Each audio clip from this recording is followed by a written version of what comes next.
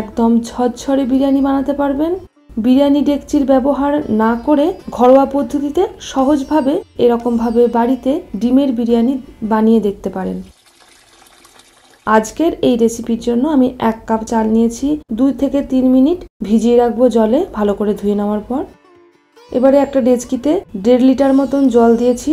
সেখানে একে একে 2টো এলাচ, 2টো লবঙ্গ, একটা তারা ফুল গোটা, একটা 1/2 ইঞ্চি মতন দারচিনি, তেজপাতা সমস্ত কিছু দিয়ে এটাকে ফুটিয়ে নেব 2 মিনিট মতন। জলটা এরকম ঘন রং হলে তখন ভিজিয়ে রাখা চালের মধ্যে দিয়ে দেব। গোটা মশলাগুলোকে বার করে দেব।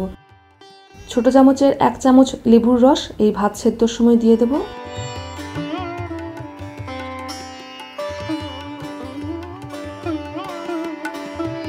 এরকম অর্ধেক সেদ্ধ হলে জল ঝরিয়ে ভাতটা আলাদা করে রেখে দেব। এখানে আমি হার্ড বয়েল ডিম নিয়েছি 5 পিস, নুন হলুদ মাখিয়ে নিয়েছি 1-এর 4 চা চামচ করে, আর 2টো মাঝারি সাইজের আলু এরকম করে কেটে নুন হলুদ মাখিয়ে রেখেছি। এবারে বেরেস্তা ভেজে নেব। বেরেস্তার জন্য 1/2 কাপ লম্বা করে কাটা পেঁয়াজ নিয়েছি। 1/2 কাপ তেলে এটাকে ভেজে নেব। আমি এখানে সাদা তেলের ব্যবহার করেছি।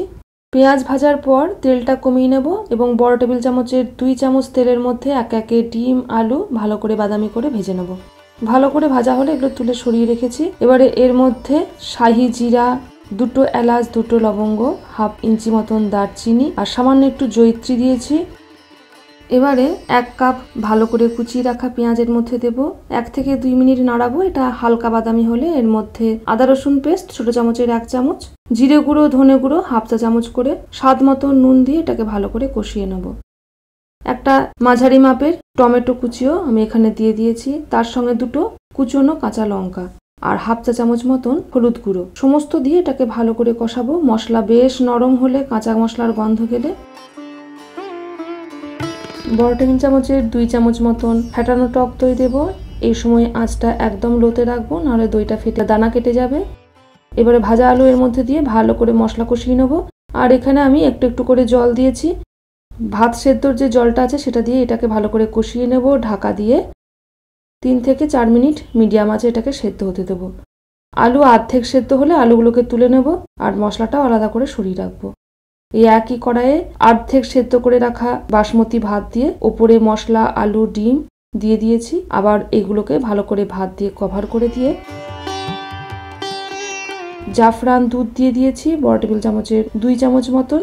ওপরে বেরেস্তা ছড়িয়েছি, কুচনো ধনেপাতা, কেওড়ার জল ছোট চামচের 1 চামচ, গোলাপের জল ছোট চামচের 1 চামচ, কাশ্মীরি লঙ্কার গুঁড়ো আর লঙ্কার গুঁড়ো আপনারা স্বাদ মতন দিয়ে দেবেন, আর ছোট চামচের 1 চামচ ঘিও দিয়ে দেবেন।